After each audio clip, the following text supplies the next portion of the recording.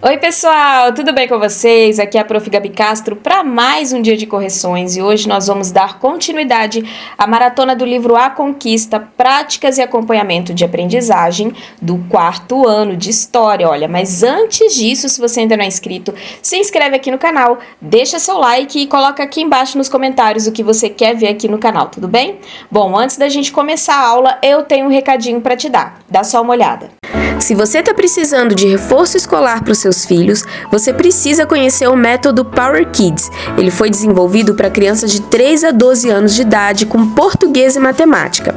O método é exclusivo, com gabarito online para você acessar as respostas facilmente. Você vai ter o material completo de alfabetização, o reforço escolar é do 1º ao 7º ano, tem videoaulas dos principais assuntos, tem inglês para crianças de 3 a 8 anos de idade, tem mais de 2.000 atividades com exercícios gabaritados e o pagamento é único, sem mensalidade. Além disso, você tem acesso a apostilas em PDF para baixar e imprimir. Então, tá esperando o quê? Clica aqui embaixo nesse link e compre o método Power Kids por um preço bem baratinho, bem especial para você. Viu só que legal? O método Power Kids é para todo mundo e se você quiser saber mais sobre esse método de reforço escolar, eu vou deixar aqui embaixo o link do método Power Kids para você conhecer, então tá aqui embaixo na descrição do vídeo, ou você também pode escanear o QR Code que tá aparecendo aí na sua tela. E um outro recadinho é o meu Kawaii. Você já me segue lá no Kawaii? Dá só uma olhada. Oiê, eu sou a Prof. Gabi Castro e tô aqui pra te mostrar o meu Kawaii.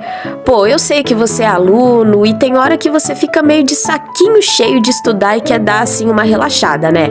Então, ó, aqui dentro do meu Kawaii tem vídeos muito divertidos, muito engraçados e que vai fazer você dar aquela relaxada, porque afinal de contas, né, gente, a vida não é só estudar o tempo todo, a gente também precisa se divertir. Então, ó, faz o seguinte, aproveita e clica aqui embaixo no link da descrição e corre lá pro Kawaii, que tem um monte de coisa legal. Ah, e aproveita e lá dentro do Kawaii, pô, vê se deixa aquele comentário pra mim, né? Eu quero saber que você é meu aluno. Beijo! Viu só que legal? Então o Kawaii tá lá para todos os alunos. Se você ainda não me segue lá, corre lá e me segue, beleza? Bom, agora a gente vai para a página 29, porque na aula passada a gente estava lá na página 28, deixa eu arredar mais aqui pro cantinho. Então, agora a gente vai lá para a página 29. E aí, aqui na página 29, na letra B, vai falar o seguinte, olha só. Aqui, ó, a gente tem que colocar em que ano nós estamos, tá? Na letra B. Então, olha só, preencha o último espaço na linha do tempo com o ano em que estamos. Qual é essa linha do tempo? É essa linha do tempo aqui, tá? Da página anterior. Então, você vai vir aqui na página anterior e daí você vai colocar o ano que nós estamos. Hoje, no dia que eu estou gravando esse vídeo, na data dessa gravação, nós estamos em julho de 2024. Então, você vai colocar o ano de 2024 se você estiver assistindo essa aula agora. Se não, se você tiver assistido, sei lá, 2025, 2026, porque esse vídeo, essa aula vai ficar no canal para sempre. Então, daí você vai colocar o ano em que você está. E aí, olha só, na letra C. Do ano em que estamos, quantos anos se passaram desde a chegada de Cabral? Então, olha só, se a gente fizer as contas, vai dar 524 anos. Espera aí, que apareceu um negócio aqui. Vai dar 524 anos. Por quê? Porque nós estamos em 2024. Então, você tem que fazer 2024 menos 1500, que é o ano que ele chegou, tá? Então, vai dar 524 anos se você estiver assistindo agora em 2024. Se você estiver assistindo em 2025, 2026, é só você colocar o ano que você está menos o ano de 1500, beleza? Mas aqui agora tem 524 anos, beleza? Então tá, aqui no 10, preencha o diagrama com as dicas a seguir. Eu não vou ler todas as dicas pra gente não perder tempo, tá? Mas vai ficar assim, ó. Letra A, portugueses. Letra B, África. Letra C, América. D, gengibre. E, canela. F, tempero. E por último, Índias, tá? Então, aqui, ó, pimentas variadas do Belém do Pará. Eu não tenho certeza, mas eu acho que eu já dei uma aula falando sobre isso, sobre os tipos de temperos, os tipos de alimentos que nós temos no Brasil e como isso influenciou a história do Brasil. Eu acho que para o 4º ano eu ainda não dei essa aula, eu não tenho muita certeza, mas enfim, aqui tá os temperos e tudo bonitinho para vocês, tá bom? Mas se eu não dei essa aula, eu vou dar, não se preocupem que eu ainda vou dar essa aula. Aí aqui, peraí, aqui é o seguinte, Por que é importante conhecer e estudar a história da África? Então, olha só, a maior parte dos brasileiros, a maioria de nós somos descendentes de africanos. E eles contribuíram muito para a formação do povo brasileiro. Porque, na verdade, o Brasil ele é miscigenado. Significa que nós recebemos várias culturas, nós somos descendentes de várias culturas e os africanos também fazem parte disso. Então, eles foram um povo muito importante para a nossa civilização, enfim, para a nossa cultura, ok? Aqui no 12, um dos mais importantes reinos criados pelos povos bantus foi o reino do Congo. E nesse reino o comércio era intenso. Então as mercadorias seguiam por estradas, né, que ligavam até a capital, a povoados, aldeias e cidades do interior. Qual é a importância dessas estradas para a vida comercial do reino do Congo? Então olha só, aqui mesmo na pergunta já está falando um pouco da resposta, né? Essas estradas, elas ligavam a capital a diversos pontos do interior. Então, elas eram muito importantes, porque da capital você poderia ir para vários lugares do interior e isso contribuía muito para o crescimento do comércio. Era mais fácil a locomoção e com isso eles conseguiam ter mais comércio lá, ok? Agora, sobre a arte, aqui no número 13, sobre a arte iorubá, observe a imagem e avalie as afirmações a seguir. Então, isso daqui é a arte iorubá, que vocês estão vendo, é uma máscara iorubá, e ela foi produzida mais ou menos ali entre o século XII ao século XV, tá? Tá mais ou menos ali entre o século XII e o século XV. Aí, olha só, na letra A arte iorubá, ela era realista, como se pode comprovar observando a imagem, muito realista, isso é verdade, olha só. É uma cabeça mesmo, é uma escultura, né? Então, sim. A cabeça da máscara iorubá é muito diferente da cabeça de um ser humano? Não, falso. Ela é bem parecida, ó, os olhos, nariz, boca, tudo bonitinho, ó, pescoço, bochecha, testa, tá tudo ok. Letra C. As máscaras de iorubás continuam atraindo a atenção dos observadores por sua qualidade? Com certeza. Elas eram máscaras com muita qualidade, então as pessoas são atraídas por isso, sim. Agora, a arte iorubá influenciou a arte brasileira, sobretudo aquela produzida na Bahia? Com certeza, né? A arte produzida na Bahia tem muito a ver com a arte iorubá, beleza? Aí aqui, ó, inclusive a Bahia é muito legal, né, gente? Assim, eles fazem muitas coisas bacanas lá. Agora, olha só, aqui a gente tem um texto, né, Ginga e a Incapturável, tá? Eu não vou ler o texto pra gente não perder tempo, porque nós estamos em maratona. Aí, olha só. De acordo com o texto, Nzinga era uma guerreira estrategista que traiu o seu povo? Não, isso é falso. Uma guerreira estrategista que enfrentou o avanço dos portugueses na África? Sim, porque vocês sabem, os portugueses avançaram para a África, né? Vocês já devem ter estudado sobre isso. Eles avançaram para a África e ela foi uma guerreira que enfrentou esse avanço dos portugueses, sim. Agora, uma guerreira africana sem nenhuma relação com a história e a cultura do Brasil? Falso. A gente acabou de ver que o Brasil ele é altamente influenciado pela cultura africana, pelos africanos, o modo de se comportar, enfim, tudo isso nós herdamos muito deles também. Agora, a letra B, identifique e circule na imagem a personagem que representa Nzinga Mibande. E em seguida, é meio difícil falar esses nomes, né? Mas é Nzinga Mibande. Agora, em seguida, explique como você chegou a essa conclusão. Então, olha só, aqui a gente vai circular essa parte aqui, ó, tá? Então, circula aqui. E daí, como que a gente chegou a essa conclusão? Olha só, o texto, né, nos conta que ela era uma rainha, mas na imagem ela está com uma coroa na cabeça. Então, olha só, se o texto nos diz que ela era uma rainha e na imagem ela está com uma coroa na cabeça, então é por isso que a gente circulou essa imagem. Porque se ela está com a coroa na cabeça, logo ela é a rainha que o texto nos diz. Por isso que a gente circulou essa imagem. C. Qual elemento do desenho indica que ela era uma guerreira? Então a gente tem aqui o arco e flecha que ela carrega nas mãos, né? Porque antigamente eles não tinham armas de fogo, assim, né? Então eles usavam arco e flecha.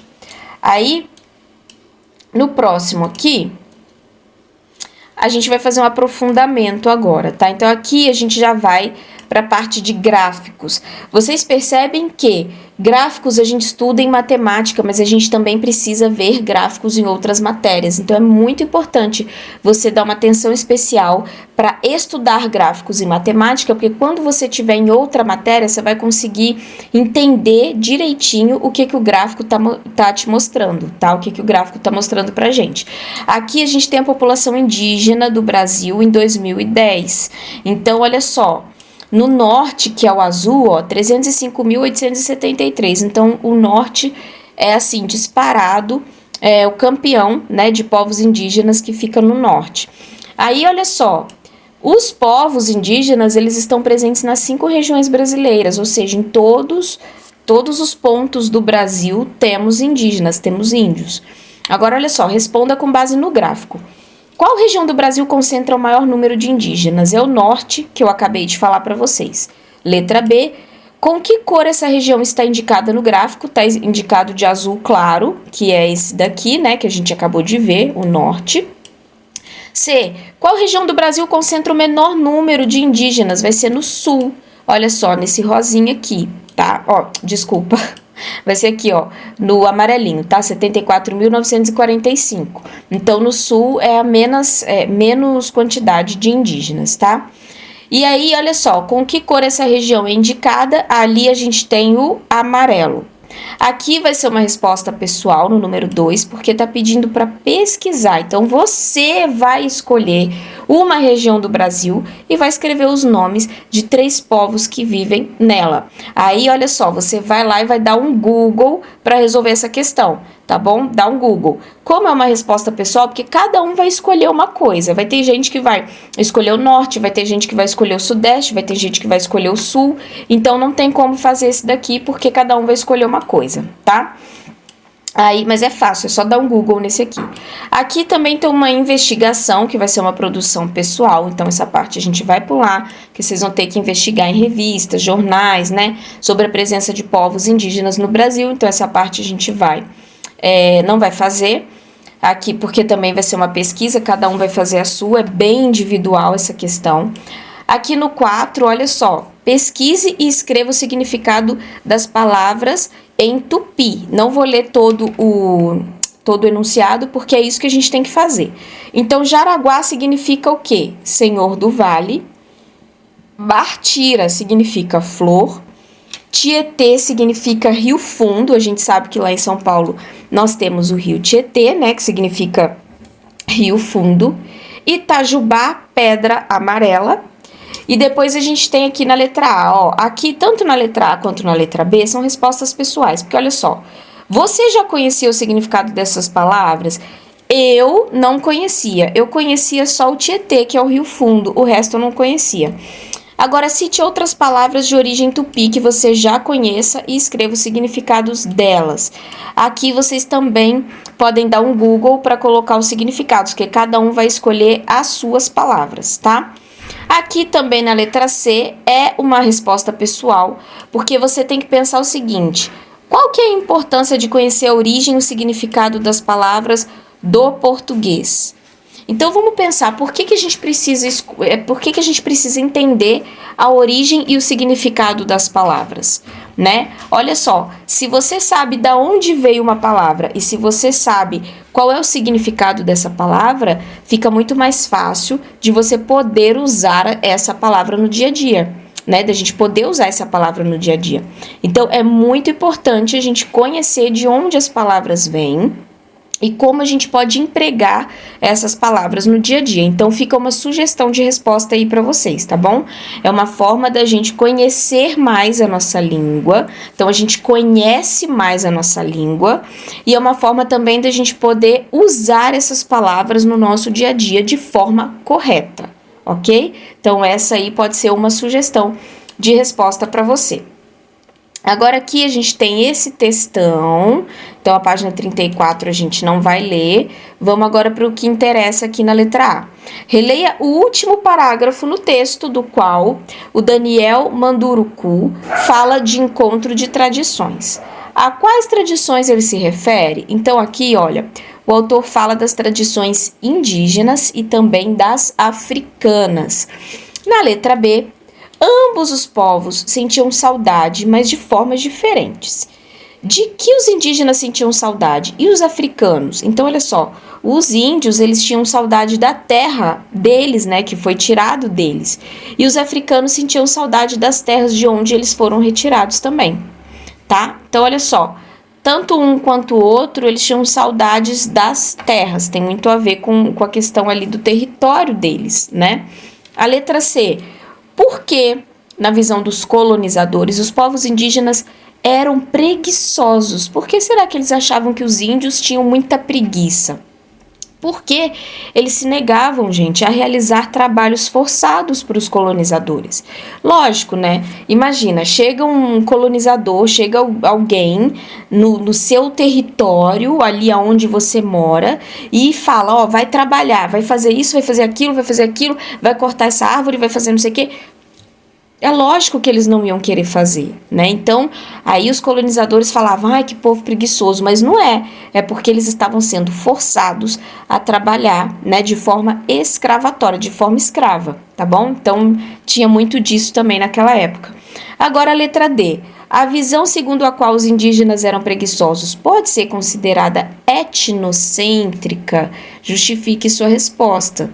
Então, olha só. Etnocêntrico, etno tem a ver com etnia e cêntrico tem a ver com centro, ou seja, a pergunta está dizendo assim, será que os colonizadores estavam julgando que os índios eram preguiçosos de acordo com a sua própria visão, de acordo com seus valores, de acordo com a sua cultura? E a resposta é sim, né? Por quê? Porque os colonizadores, eles julgavam com base nos próprios valores, nos valores deles.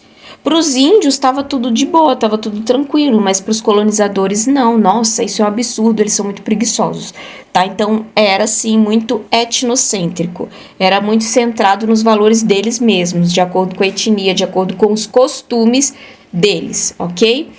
Na letra E, porque os quilombos foram criados. Olha só, eles foram criados por causa do desejo dos africanos de viver em liberdade. Então aí eles começaram a desenvolver uma comunidade que a gente chama de comunidade quilombola. Então os quilombos eram aqueles escravos que eles saíram fugidos, né? Então, de repente, ele estava trabalhando lá para um fazendeiro, para um senhor de engenho, e ele conseguiu fugir. Então, todos os escravos fujões, né? Vamos dizer assim, todos aqueles escravos que conseguiam escapar, eles formavam uma comunidade, se protegiam entre si e viviam escondidos, tá? Então, por isso que foi criado os quilombolas, para um poder ajudar o outro. Agora, olha só, imagine um encontro entre um descendente de africano e um descendente de índio no quilombo do Jabaquara. E aí aqui você vai ter que produzir um texto com diálogo entre esses dois. Nessa produção de texto, você vai fazer com a sua prof presencial. Por isso, nós estamos falando de uma produção pessoal, porque você vai fazer com a sua prof presencial. Então, essa parte aí também a gente pula. Aí agora aqui na 6. Depois de anos fazendo escambo de pau-brasil, já expliquei para vocês o que é o escambo. O escambo é troca. Por quê? Porque naquele tempo, né, naquela época, não existia dinheiro, não existia Pix, não existia dinheiro, não existia cartão de crédito, não existia nada disso.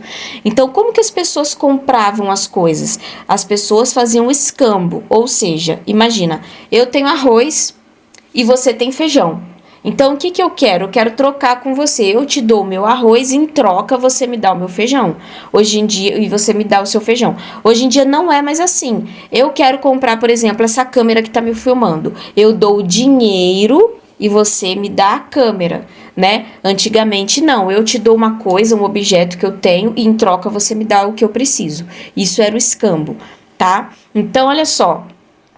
Depois de anos fazendo escambo de pau-brasil com os indígenas, os portugueses encontraram um negócio mais rendoso, o cultivo da cana e a fabricação do açúcar, que também foram algumas coisas que a gente teve aqui no Brasil, que eu já expliquei para vocês em outras aulas, né, da questão da fabricação do açúcar, né, de cana-de-açúcar e tal.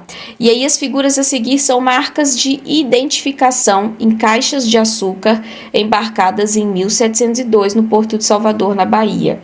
Ou seja, essas figuras é como se fosse a embalagem, né, do açúcar, é como se fosse tipo isso.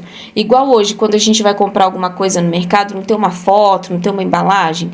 Você vai comprar, por exemplo, um shampoo, aí tem lá a foto de uma moça com cabelão, né, brilhoso e tal, com shampoo. Então é tipo isso aí.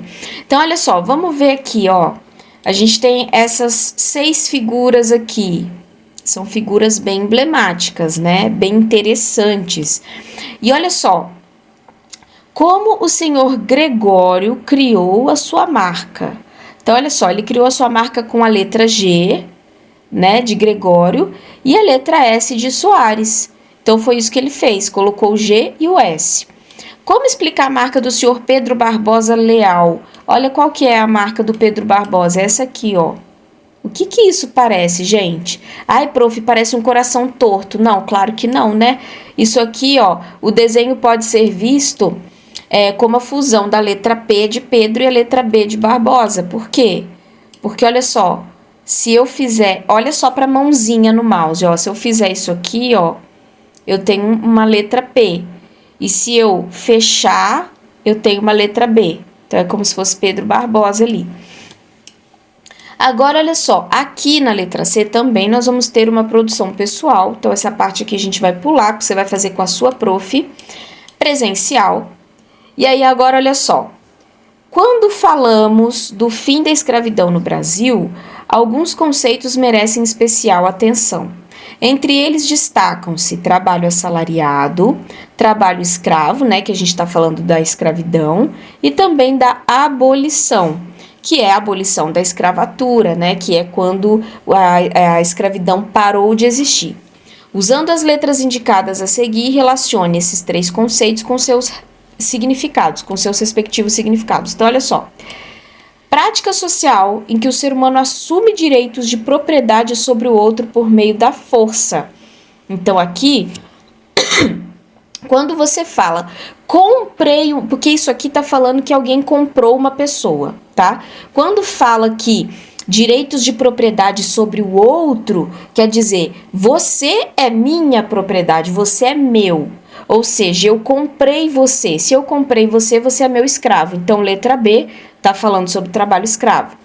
Venda da força de trabalho em troca de remuneração para obter sustento. Aqui a gente tem trabalho assalariado. O que é trabalho assalariado? É receber salário, que a gente tem até hoje. A gente trabalha, recebe salário, certo?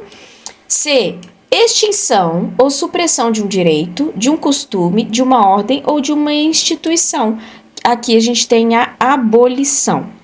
Agora aqui no número 2, a escravidão durou mais de 350 anos no Brasil e durante esse longo tempo os escravizados resistiram a ela de diversas formas. Letra A. As alternativas a seguir apresentam significados da palavra resistência. Qual deles é mais adequado para falar de resistência escrava? Ou seja, quando os escravos estão resistindo, né? Então, eles estão resistindo. É igual você, sabe você? Quando a sua mãe fala assim, ô fulano, aqui, vai tomar banho, né? Você acabou de chegar da escola, pô, vai tomar banho, você tá todo sujismundo, você tá todo fedendo aí, vai tomar banho. Aí você resiste, Entendeu? É a mesma coisa os escravos. O que é resistir? Ai, não quero. Ai, não vou. Ai, não. Ai, não. Ai, não. Sabe assim? A mesma coisa acontecia naquela época. Os escravos, eles resistiam. Lógico, eles iam falar, eu não quero ir, não quero ir, não quero. Eles iam, né? Forçados. Mas nenhum deles ia falar, ai, que lindo, que legal, vou trabalhar de graça como escravo. Ninguém falava isso. Então eles resistiam, tipo, eu não quero ir, eu não quero ir. E aí, qual é a alternativa para isso? Recusa em se submeter à vontade de outra pessoa, que é o que você faz quando a sua mãe manda você tomar banho. Você se recusa a ir tomar banho, a fazer a vontade da sua mãe, entendeu? É isso aí. Agora, olha só, escreva algumas das formas de resistência à escravidão praticadas pelos escravizados no Brasil. E olha que eu falei sobre o quilombola, olha. O que eles faziam? Os escravos resistiam quebrando ferramentas. Então, né, eles mesmos prejudicavam ali para poder não trabalhar, negociando melhores condições de trabalho, jogando capoeira, que a gente também já estudou sobre isso, né? Então, a capoeira vem dos escravos, que é uma mistura de dança com luta. E aí eles promoviam festas, né, como a festa de Nossa Senhora do Rosário, a congada, fugindo sozinhos ou em grupo, formando os quilombos, que é o que eu acabei de te falar. Então, eles resistiam também, formando comunidades quilombolas, tá? Que é a mesma coisa, é como se fosse, tipo assim, um grupo de fugitivos. Tipo, é o clube dos fugitivos, sabe isso? Então, é tipo isso aí. É como se fosse um clube dos fugitivos, é tipo isso.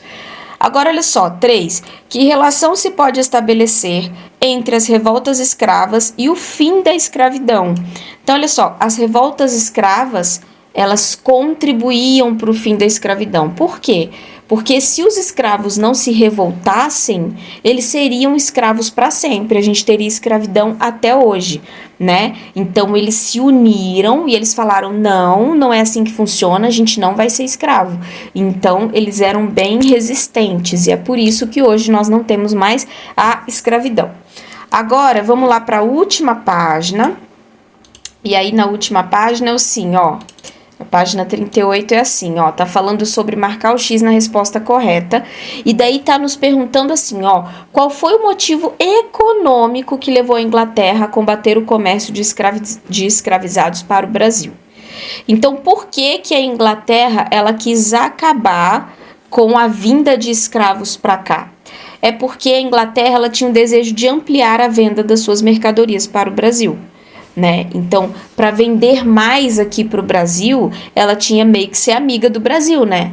E daí, se ela ficasse fazendo aquela relação de escravidão com o Brasil, não ia ser legal. Então, aí ela achou melhor combater o comércio de escravos para cá, para a gente poder ficar, né, de boa, tranquilo, para a gente poder fazer comércio, tá? Inglaterra com o Brasil. Por isso que ela combateu. Agora, aqui no número 5, a gente tem a questão da Lei do Ventre Livre, que foi no ano de 1871, né, que foi uma lei que o governo brasileiro aprovou. E também a gente teve a Lei dos Sexagenários do ano de 1885, que foi lá no século XIX. Agora, olha só, o que a gente entende dessas leis? Então, vamos lá. A Lei do Ventre Livre dizia que os filhos da mulher escravizada nascidos a partir dessa data seriam considerados livres. Então, olha, quem nasceu a partir do dia 28 de setembro de 1871, todos esses bebês já nasceriam livres, tá? Mesmo que fossem filhos de escravos, já nasceriam livres. E essa lei dizia também que até os 8 anos de idade, a criança ficaria sob a autoridade do senhor da sua mãe, ou seja, do dono da mãe dele. Então, por exemplo, se eu tivesse um dono, né, o meu filho até 8 anos de idade seria do meu dono e não seria meu filho, seria de propriedade do meu dono. E depois disso, o proprietário poderia escolher: ou receberia do governo a quantia de 600 mil réis e entregaria a ele o menor, ou continuaria usando seus serviços até os 21 anos. Ou seja, o dono podia pegar a criança e entregar para o governo brasileiro, daí ele recebia uma grana, ou ele ficava com a criança até ela completar 21 anos de idade. tá? E agora a Lei dos Sexagenários de 1885 declarava o quê? Que as pessoas que tivessem mais de 60 anos automaticamente seriam livres, não seriam mais escravos. Mas, como indenização, elas deveriam trabalhar gratuitamente mais 3 anos. Ou então, elas só seriam livres com 65 anos. Então, assim, para receber o benefício da liberdade, teria que trabalhar 3 anos de graça. Ou, então assim, aí ela ia ser livre com 63 anos completamente, né? Ou ela ia fazer o quê? Ela ia ficar livre só com 65 anos, porque seria uma maneira dela indenizar o senhor dela, né? O proprietário dela. Agora aqui no número 6, pra gente finalizar, não, tem o 6 e o 7, então olha só. Escreva os principais motivos da abolição no Brasil. Então, olha só, as lutas dos próprios escravizados, né? Porque os escravos começavam a lutar muito, resistindo, né? Porque eles não queriam ser escravos. Então, isso foi um dos motivos que fez com que a escravidão acabasse no Brasil, porque estava demais, eles estavam se rebelando muito. A pressão da Inglaterra pelo fim do comércio de pessoas escravizadas. Então, a Inglaterra falou, ai, gente, nada a ver esse negócio de ter escravo, sabe? E também o movimento abolicionista pelo fim da escravidão, ou seja, tudo foi contribuindo para que houvesse a abolição, para que acabasse a escravidão no Brasil. Aí, olha só, aqui no 7, após a aprovação da Lei Áurea, o que aconteceu com os libertos? Agora eu vou vir aqui para cima, para vocês enxergarem melhor aí a resposta. Então, olha só, após a abolição, alguns libertos continuaram trabalhando para os seus senhores em troca de um pequeno salário. Então, mesmo eles sendo livres, alguns ainda quiseram continuar trabalhando, porque, né, é melhor receber um pouquinho de dinheiro, um pouquinho de salário, do que não receber nada. A maioria deles, porém, foi para cidades em busca de emprego. E nas cidades, os patrões preferiram empregar os imigrantes europeus, porque a gente sabe que teve muita gente que saiu da Europa e veio para o Brasil. Os italianos, por exemplo, é um desse exemplo aí que eu acabei de falar para vocês. E diante disso, os libertos tiveram que aceitar os piores serviços e morar nos morros e nos cortiços das cidades. É por isso que hoje em dia a gente vê muita favela, vê muita coisa assim, e por isso que as cidades, né, as cidades grandes principalmente, começaram a ficar muito cheias de gente. E poucos conseguiram melhorar de vida, ou seja, a maioria foi trabalhando muito e ganhando pouquíssimo. E aí eles tentaram um emprego, tentaram de tudo, mas só que não deu muito certo, né? Então pouquíssimos conseguiram melhorar de vida, a maioria só se lascou, né? Bom, a gente finaliza aqui na página 38, eu espero que você tenha gostado da aula de hoje. Se você gostou, não esquece de compartilhar com seus colegas e eu te vejo na nossa próxima aula. Até lá, tchau!